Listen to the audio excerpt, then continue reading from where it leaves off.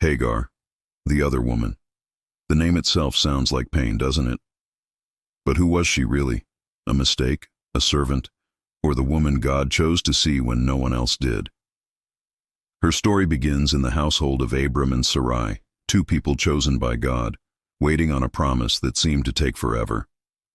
Years had passed since God told Abram he would be the father of many nations, but Sarai remained barren. Hope was fading, faith was shaking, and when faith weakens, desperation often takes over. Sarai, trying to help God's promise along, turned to her Egyptian maidservant Hagar.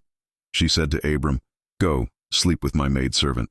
Perhaps I can build a family through her." It was a decision made out of impatience and pain, but it would change all their lives forever. Abram agreed, and soon Hagar was pregnant. For the first time, Hagar carried something Sarai couldn't: a child, a sense of importance, perhaps even pride. But her new position brought tension into the home. The moment she realized she was pregnant, she began to despise Sarai. Maybe she looked at her differently. Maybe she no longer bowed as low, or maybe Sarai just saw the resentment in her eyes. Whatever it was, it burned. Sarai, in her hurt, went to Abram and said, "You are responsible for the wrong I am suffering." Abram told her, "Your servant is in your hands.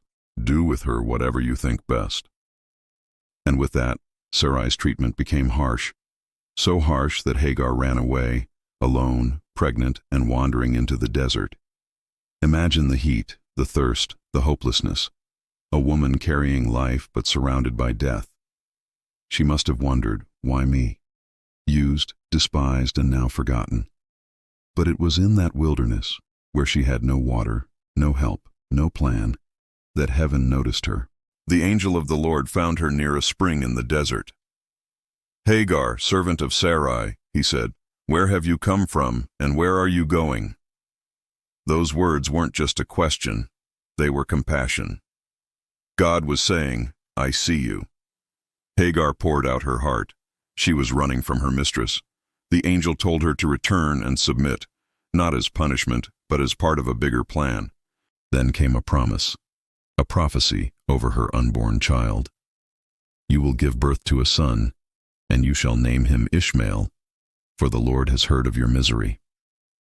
Ishmael means God hears. Even in her suffering, God was already writing her legacy.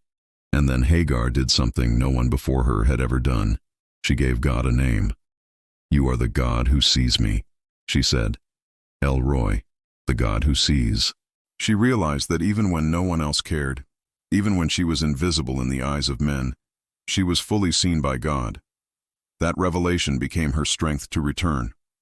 Hagar went back, and she bore Abraham his first son, Ishmael. But the story didn't end there. Years later, Sarah miraculously gave birth to Isaac, the promised child. For a while things seemed fine, but one day during a great feast, Sarah saw Ishmael mocking Isaac. Jealousy and fear rose again. She demanded that Abraham send Hagar and Ishmael away. "Get rid of that slave woman and her son," she said, "for that woman's son will never share in the inheritance with my son Isaac." Abraham was torn. Ishmael was his son too. But God told him to listen to Sarah and not to worry, for he would make Ishmael a great nation as well. So early the next morning, Abraham gave Hagar some bread and a skin of water and sent her away. Just like that, the mother of his first child was walking into the desert once more. As the sun rose higher, the water ran out. Hagar could no longer bear to watch her boy suffer. She placed Ishmael under a bush and walked a distance away, saying, "I cannot watch the boy die." And there she wept, alone again, desperate again, but not forgotten. God heard the boy crying, and the angel of God called to Hagar from heaven, "Do not be afraid. God has heard the boy crying where he lies. Lift the boy up and take him by the hand, for I will make him into a great nation." Then God opened her eyes, and she saw a well of water. The desert that once represented death suddenly became a place of life. She gave the boy water, and hope returned. Ishmael grew up in the wilderness and became a skilled archer. And true to God's promise, his descendants became a great nation.